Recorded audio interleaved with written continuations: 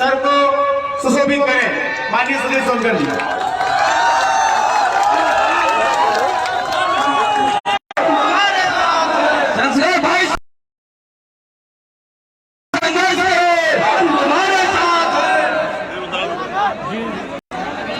लगे रहने सर भैया, लगे रहने दीजिए, लगे रहे। अच्छा लगा। वाराणसी जिले के भीम आर्मी के जिला अध्यक्ष माननीय सदानंद जी से मेरा निवेदन है कि भाई जी को मोमेंटो देकर उनका स्वागत और सम्मान करें। माननीय सदानंद जी।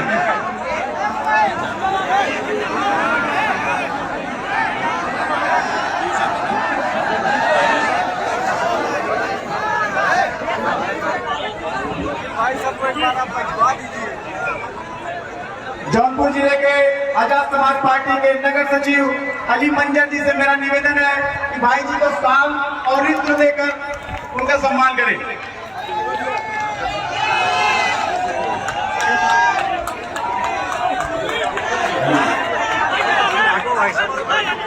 आजाद समाज पार्टी के जौनपुर के नगर अध्यक्ष साने अली फैज से मेरा निवेदन है।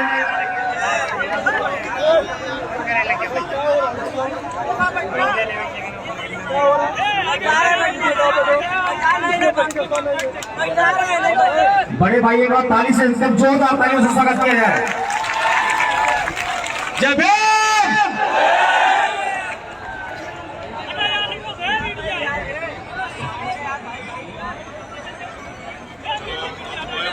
जिला महासचिव आजाद समाज पार्टी जौनपुर मुरली मनोहर जी से मेरा निवेदन है कि सम्मान संविधान की प्रति देकर भाई जी का सम्मान करें। मुरली मनोहर जी।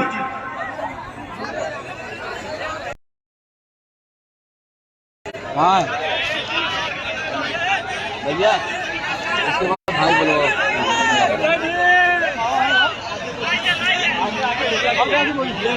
नगर महासचिव आजाद समाज पार्टी माननीय आनंद जी से मेरा निवेदन है कि बाबा साहब की प्रतिमा भेंट करके भाई जी का सम्मान करें। आनंद जी।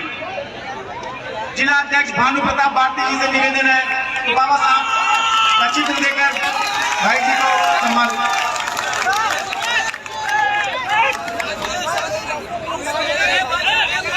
अनिल पाल जी से निवेदन है दुआएं और संविधान की प्रति देकर भाई जी का सम्मान करें। अनिल पाल जी।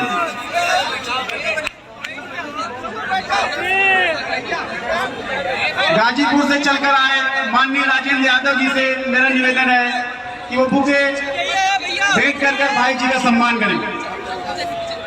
साथ में राजनाथ यादव जी जिला प्रभारी गाजीपुर, साथ में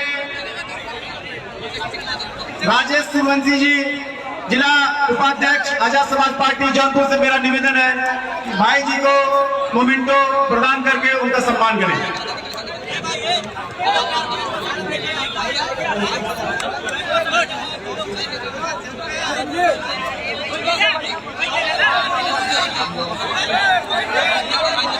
चंद्रशेखर भैया जिंदाबाद, चंद्रशेखर भैया जिंदाबाद। भाई आप संघर्ष करें, भाई आप संघर्ष करें।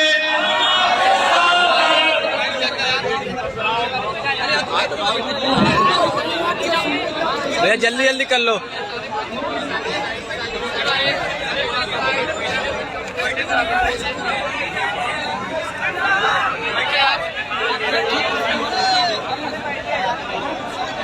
मंच खाली भी करते रहे। तगड़ी भीड़ है, लाखों की भीड़ आज जौनपुर में उमड़ी हुई है अपने भाई को देखने के लिए, सुनने के लिए। और लोगों ने तय कर लिया है कि 2022 में सत्ता परिवर्तन जरूर किया जाएगा। अब पीछे चलो, अब पीछे चलो, अब पीछे चलो। भाई बुलाओ, भाई को बुलाओ, भाई को। चलो भैया आप भाई को यार। सभी को जय भीम, जय भीम, जय भीम। जिसका आप लोग इंतजार कर रहे थे, इतनी देर से, इतनी दूर दराज से आप लोग चल गए, जिन्हें सुनने के लिए हम बेताब थे, जिनका दीदार करने के लिए हम बेसब्री से इंतजार कर रहे थे, जिनके दीदार को हमारी आंखें तरस रही थी, हमारे दिलों पे राज करने वाले, हमारे दिलों के धड़कन, हमारे रोल मॉडल, हमारे आइडल, जिनका चेहरा देख के हमें इस संगठन में जुड़ के संघर्ष करने की आदत पड़ी। आज अगर अम्बेडकरवाद फिर से जिंदा हुआ है तो हमारे भाई आजादी चंद्रशेखर जी की वजह से जिंदा हुआ है। अब मैं पूरा समय अपने भाई को देता हूँ और भाई जी से निवेदन करता हूँ कि आप अपने शब्दों से हमें प्रेरित करें। चंद्रशेखर भैया जिंदाबाद, जिंदाबाद जिंदाबाद, चंद्रशेखर भैया जिंदाबाद, जिंदाबाद जिंदाबाद। भाई आप संघर्ष करो। चंद्रशेखर आजाद जिंदाबाद, जिंदाबाद जिंदाबाद, चंद्रशेखर आजाद जिंदाबाद, जिंदाबाद, चंद्रशेखर आजाद जिंदाबाद, जिंदाबाद, जिंदाबाद। भाई आप संघर्ष करो, भाई आप संघर्ष करो।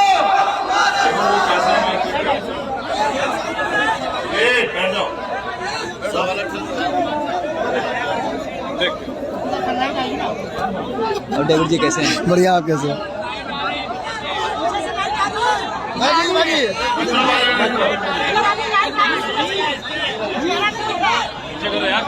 देखो आगे एक मिनट रुक जाओ। देखो मेरी बात सुनो, जो भीम आर्मी आजाद समाज पार्टी कार्यकर्ता यहाँ है, एक 10 सेकंड में पीछे लौट जाओ। पत्रकार मत करो, मैं तुम्हें नेता बनाना चाहता हूँ। तुम ये मोबाइल हाथ में उठा के पत्रकार बनना चाहते हो, पीछे हो जाओ। पहले पीछे हो जाओ। कोई दिखाई देगा तो हमसे बुरा कोई नहीं होगा।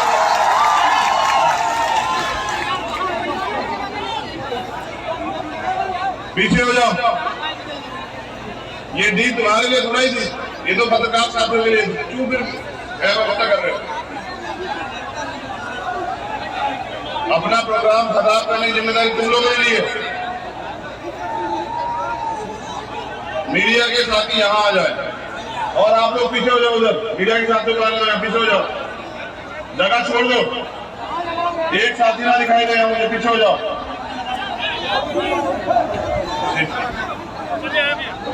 जय भीम।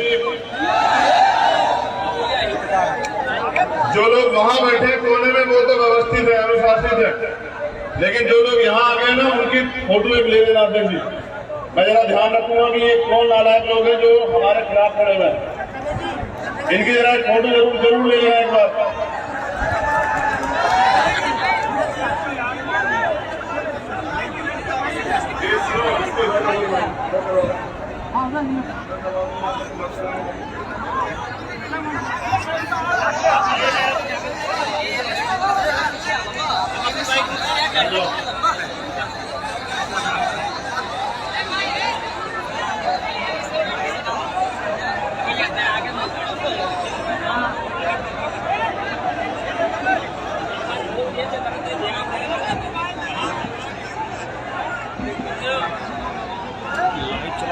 जय भीम।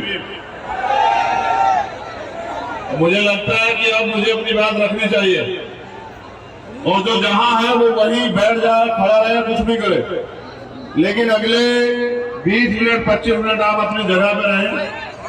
आपने मुझे यहाँ बुलाया, इतनी तमाम तरह से अपने संसाधन जुटा के ये इतना बढ़िया मंच लगाया, टेंट लगाया, तो जितना अधिकार आगे में बैठे हुए लोगों को उतना अधिकार उनको भी जो बहुत पीछे खड़े हुए हैं बैठे हैं। आप थोड़े से लोग पीछे वालों का अधिकार नहीं छीन सकते हो। यहाँ संविधान है, सबको अधिकार है। आप चंद लोग नहीं तय करोगे कि पीछे वाले लोग परेशान होंगे या क्या होंगे। ये जो बीच में लोग खड़े हैं ये बैठ जाएं या वे पीछे लौट जाएं, कोई खड़ा नहीं रहेगा।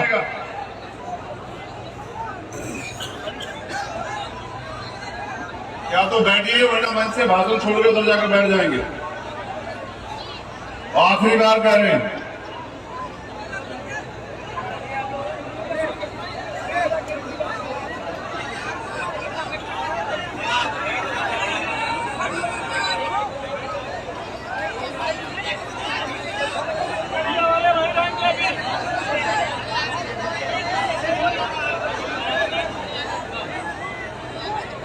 बस अब चुप हो जाइए। अभी हमारे लोग बैठना नहीं सीखे हैं, मेरी समझ में आ गया आप लोगों को देख के। अभी बैठना नहीं सीखे हो, फिर अभी चलना भी नहीं सीखे हो। अभी तो बैठना सीख रहे हो, सिस्टम बनाना सीख रहे हो, फिर चलना सीखोगे, फिर दौड़ना सीखोगे, फिर कभी आपका राज आएगा। जब राज आएगा, सरकार बना भी लोगे तो चलाओगे कैसे? समझ रहे हो? सरकार बनाना और चलाना दोनों में फर्क है। तो पहले आप लोग बैठना सीख रहे हो, तो मुझे लगता है कि आप धीरे धीरे चलना भी सीख जाओगे। अगर आपका फोटो खींच के आओ तो फिर क्या उसमें जाएंगे।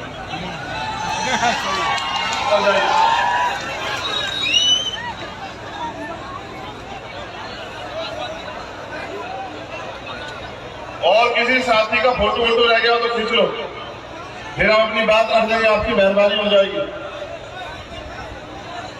ये वॉलेंटियर चुप हो जाए।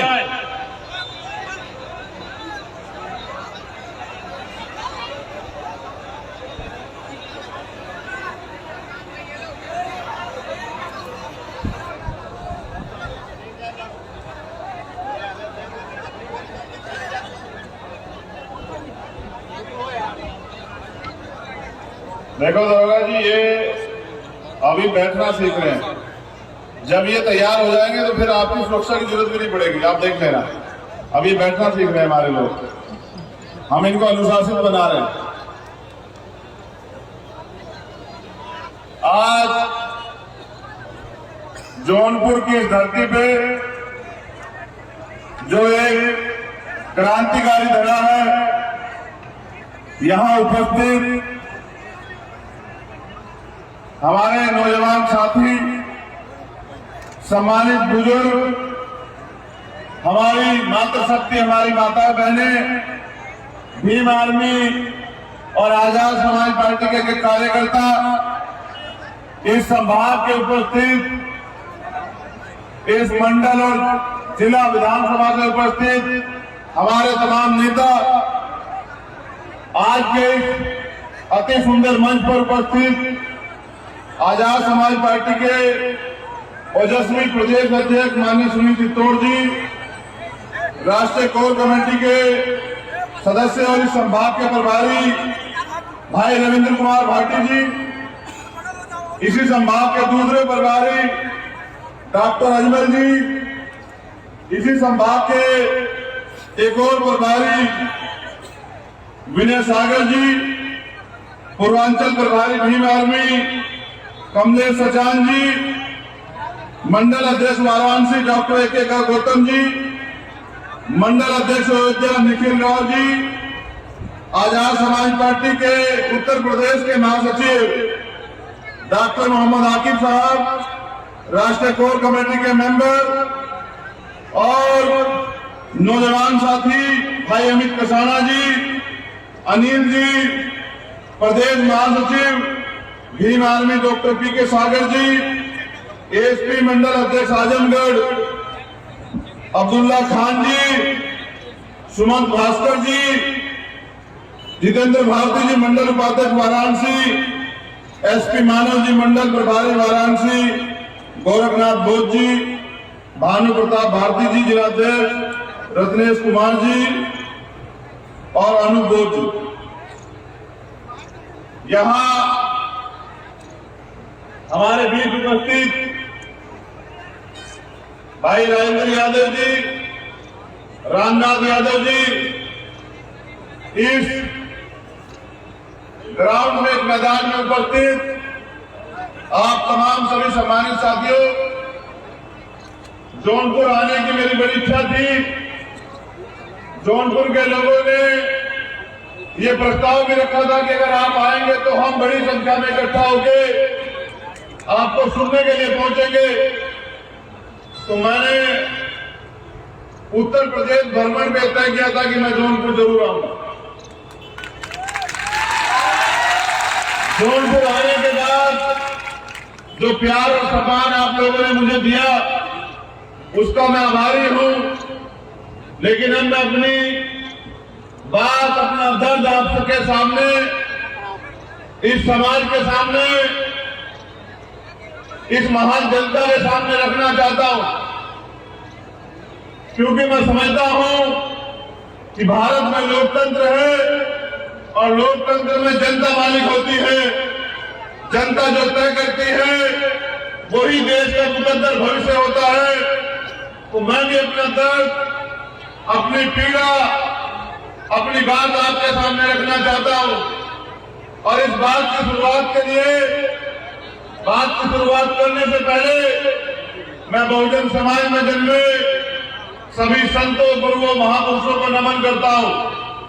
करुणा के सागर तथागत गौतम बुद्ध, संत श्रोमणी सद्गुरु रविदास जी महाराज, भगवान वाल्मीकि महाराज, गुरु नानक देव, संत कबीर, गुरु घासीदास जी, नारायणा गुरु, संत गाडगे जी महाराज,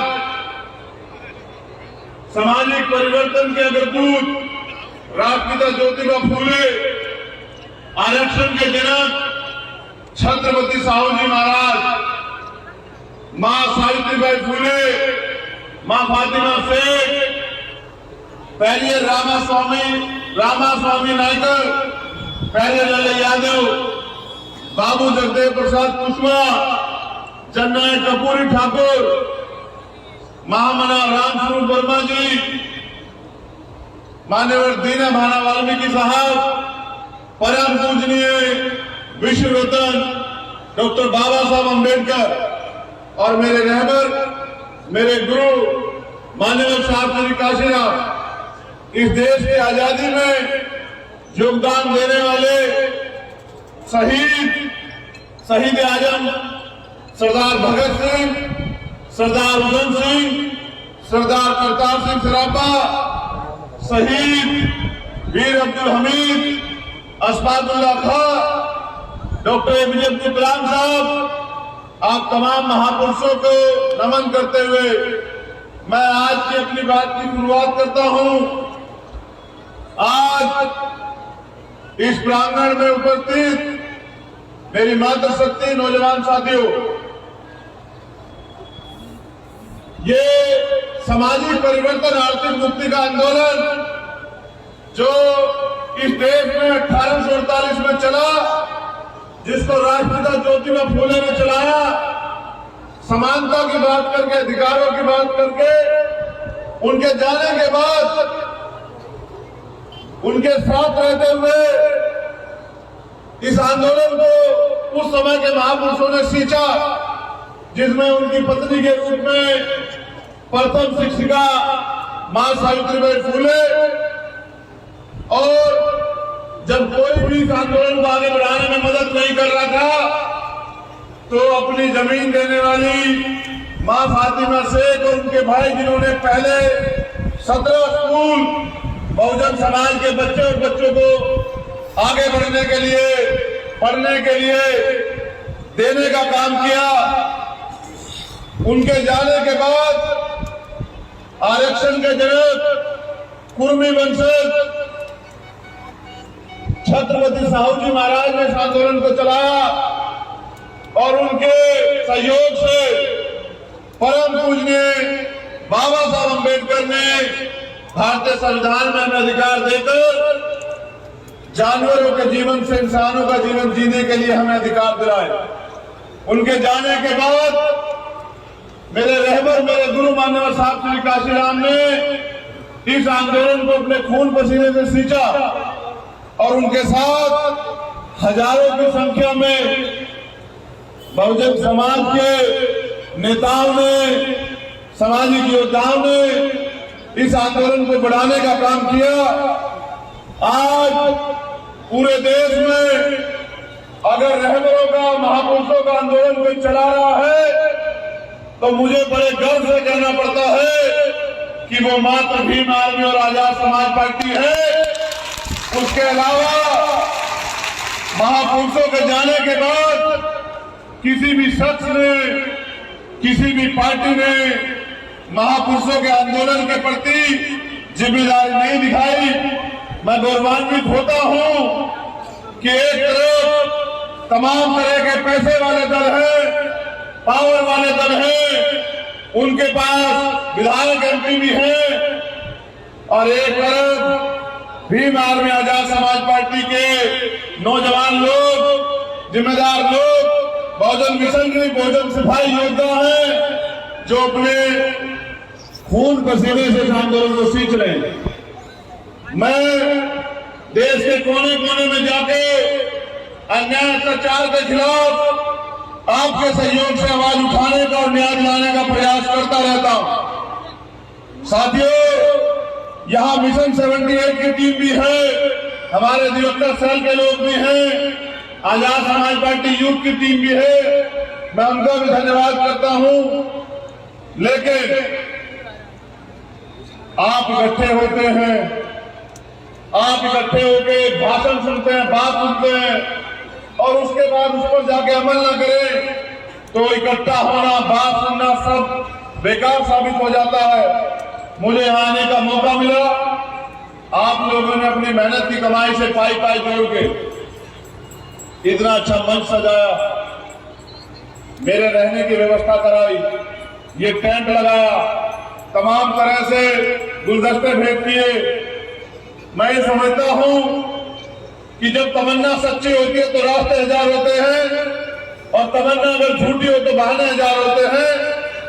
आप लोगों की तमन्ना सच्ची है, आप लोगों ने साबित करके दिखा दिया है कि आने वाला समय, जैसे बाबा साहब अम्बेडकर ने कहा था कि 21वीं सदी हमारी है, 21वीं सदी बहुजनों की है, 21वीं सदी अम्बेडकरवाद की है। क्योंकि नेतृत्व करने के लिए बड़ी उम्र की जरूरत नहीं होती, बड़ी सोच की जरूरत होती है, बड़े सपने की जरूरत होती है। ये आज आपने करके दिखा दिया। जितने लोग कुर्सियों पर हैं उससे ज्यादा लोग खड़े हैं, उससे ज्यादा लोग पीछे खड़े हैं, उससे ज्यादा लोग दाहिनी तरफ खड़े हैं।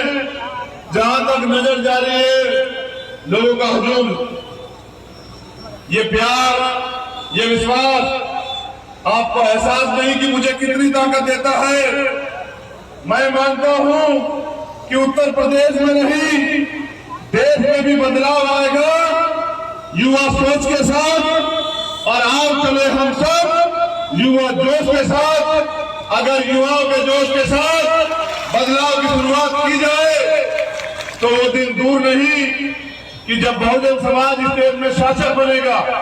नौजवान साथियों, 5 साल भीम आर्मी के कार्यकर्ता आंधी में, तूफान में, बारिश में, परेशानी में, दिन में, रात में, धूप में, मोटरसाइकिल से, साइकिल से, बस से, ट्रेन से, पूरे 5 साल अगर कहीं भी बहुजन समाज के लोगों पर अत्याचार होता है तो वो दिन नहीं देखते, रात नहीं देखते, समस्या नहीं देखते, वो अपनी जेब नहीं देखते, वो कैसे कैसे। क्योंकि मैं गरीब का बेटा हूं, प्राइमरी स्कूल के हेडमास्टर का बेटा हूं।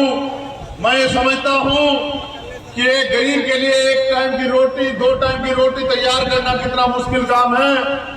गरीबों को इस महंगे लोकतंत्र में खड़े होना, अपनी बात को आगे बढ़ाना, अपनी बात को कहना कितनी बड़ी बात है।